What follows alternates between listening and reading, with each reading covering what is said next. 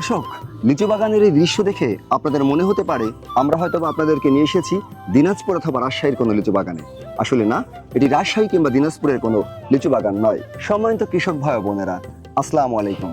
আজ আমরা আপনাদেরকে নিয়ে এসেছি পিরোজপুর জেলার নাজিরপুর উপজেলার শাঁখারীঘাটি ইউনিয়নের তারাবুনিয়া গ্রামে। কথা বলবো একজন সফল উদ্যোক্তার সঙ্গে, যিনি লিচু চাষে চরম সফলতা অর্জন করেছে এবং তিনি লিচু সম্রাট নামে পরিচিতি লাভ করেছে। হঠাৎ করে এই বাগান দেখলে সবার মনে হতে পারে এটি রাজশাহী কিংবা দিনাজপুরের কোনো লিচু বাগানের চিত্র। আসলে না, এটি পিরোজপুর জেলার নাজিরপুর উপজেলার শাঁখারীঘাটি ইউনিয়নের তারাবুনিয়া গ্রামের হংসবতী লিচু সম্রাট। তার এই লিচু বাগানেরই দৃশ্য আপনাদের সামনে আমরা তুলে ধরবো এবং তার সাথে আলোচনা করব এবং তার কাছ থেকে জানার চেষ্টা করব এই সফলতা তিনি কতদিনে এবং কিভাবে অর্জন করলেন। তাহলে চলুন কথা বলি লিচু সম্রাট নামে পরিচিত হংসপতি মিস্ত্রির সঙ্গে। নমস্কার দাদা, ভালো আছেন? হ্যাঁ, ভালো আছে। আচ্ছা, আপনি তো এই লিচু বাগানের মালিক? অবশ্যই। হংসপতি মিস্ত্রি। হ্যাঁ। আচ্ছা, এই লিচু বাগানের যাত্রা আপনার কত সাল থেকে শুরু হয়? 2007 সালে। 2007 সাল থেকে আপনি এই লিচু বাগান শুরু করেন? হ্যাঁ। আচ্ছা, আপনি লিচু লিচু ফল আসে গাছে কত বছর পর থেকে? কলমের গাছ তো লাগানোর 3-4 বছর পরে ফল পাওয়া যায়। 3-4 বছর পর। কত পিস লিচু আপনি এখানে রোপণ করেছিলেন? আমি 300 সামথিং। 300 প্লাস গাছ রোপণ করেছিলেন। হ্যাঁ। কতটুকু জায়গার মধ্যে? 3 একর জায়গা, 3 একর একটু বেশি। 3 একর। এখানে কয় এক কাঠায় কয় শতাংশ?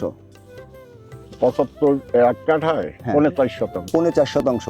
49 শতাংশ হলো 49 শতাংশ এক কাঠা। এর 3 একর জমিতে আপনি এই লিচু চাষ করেছেন। একটি লিচু গাছ থেকে আরেকটি লিচু গাছের দূরত্ব কতটুকু? মানে একটা লিচু গাছ থেকে আরেকটা লিচু গাছ কতটা দূরত্বে লাগাইছিলেন? প্রায় 20 ফুট। প্রায় 20 ফুট। আচ্ছা, আপনি 3 থেকে 4 বছর পর লিচু পাওয়া শুরু করলেন। তো প্রথম বছর যে লিচু পেয়েছিলেন তাতে তো আপনার খরচ ওঠেনি। না। তারপরের বছর যেটা পেয়েছেন তাতেও খরচ ওঠেনি। হ্যাঁ। এই লিচু বাগানের দেখাশোনা কে করে, পরিচর্যা কে করে? ওটা যে আমি নিজেও করি, লোকজন আছে তারা করে। আমি যতটুকু স্থানীয় লোকজনের কাছ থেকে খবর নিয়ে জানতে পেরেছি, মূলত আপনি মালিক ঠিক আছে, কিন্তু আমার যে বৌদি রয়েছে মূলত এই বাগানের দেখাশোনা মূলত দেখভাল সেই করে। এই তথ্য কি ঠিক আছে কিনা?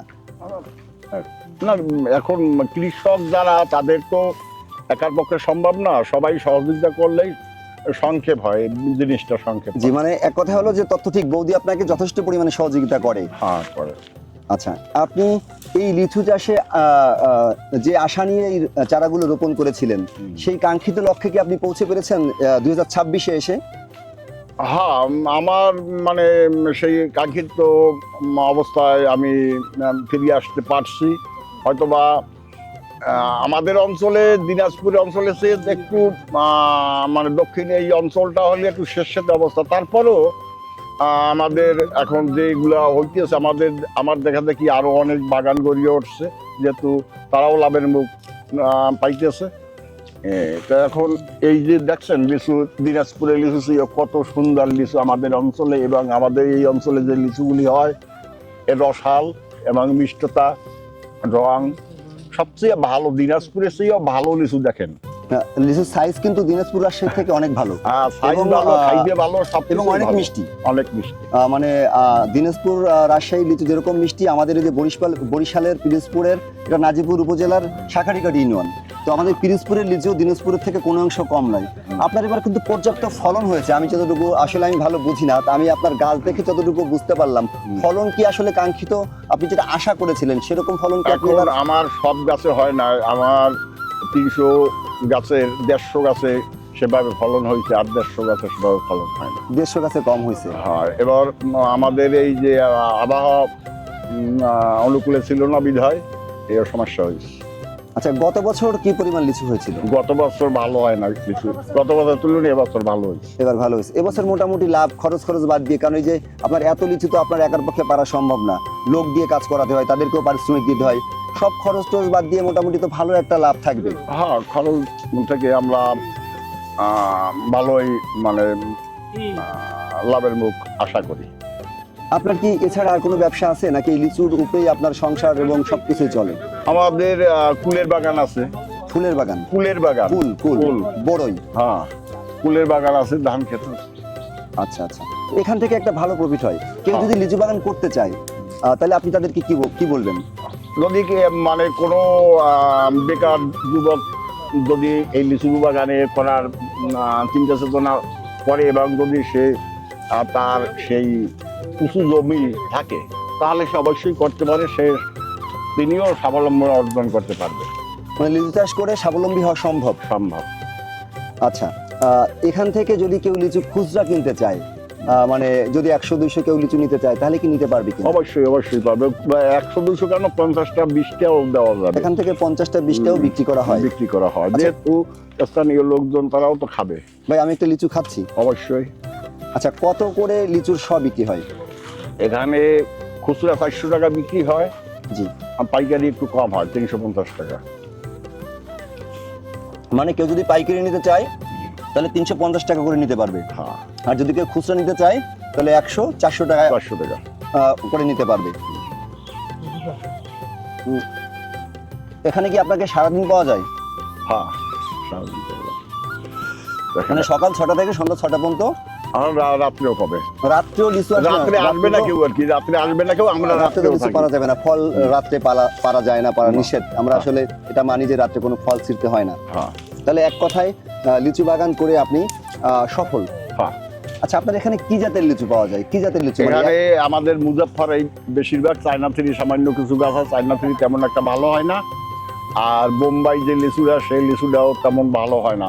আমাদের এখানে এখন এই দেখা যায় যে যেটা মুজাফফর লিচু এইটাই পারফেক্ট। মানে আপনাদের এখানে মুজফ্ফরটা সব থেকে বেশি? হ্যাঁ। চায়না থ্রি এবং বোম্বাই আছে, সেটা সংখ্যায় কম।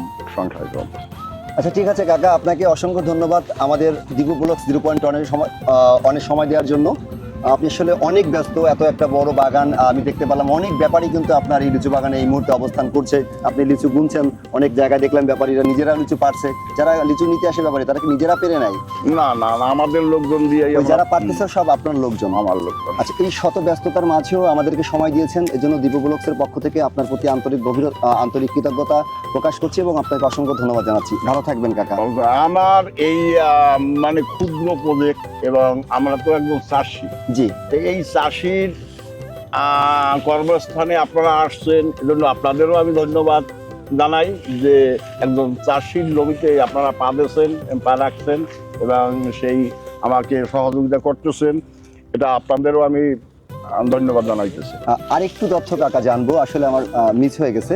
সেটা হলো যে লিচুতে ফুল আসলো, ফুল আসার পর লিচু পাড়ার আগ পর্যন্ত কি কি পরিচর্যা করতে হয় যদি একটু বলতেন? ও যে বিভিন্ন সময় 2-3 বার স্প্রে করতে হয় এবং নিয়মিত পানি ব্যবহার করতে হয়। আবার ওই যে বাদুর পাখির জন্য নেট জাল দিয়া ঢাইকা রাখতে হয়। আচ্ছা, আর দর্শক, সব থেকে একটি গুরুত্বপূর্ণ তথ্য হলো রাজশাহী কিংবা দিনাজপুর থেকে যে লিচুগুলো এখানে আসে তাতে কিন্তু ফরমালিন ব্যবহার করা হয় এবং সেটা যাতে নষ্ট না হয় তার জন্য কিছু ভালো রাখার জন্য ফরমালিন হোক, কার্বাইড হোক ব্যবহার করা হয়। কিন্তু এই হংসপতি মিস্ত্রি, যিনি লিচু সম্রাট নামে অলরেডি খ্যাতি অর্জন করেছে, তার এখান থেকে লিচু আমি এই যে দেখলেন সরাসরি গাছ থেকে কিন্তু পাড়া হচ্ছে। এই লিচুতে কোনো প্রকার ফরমালিন এবং কোনো প্রকার কেমিক্যাল ব্যবহার করা নেই।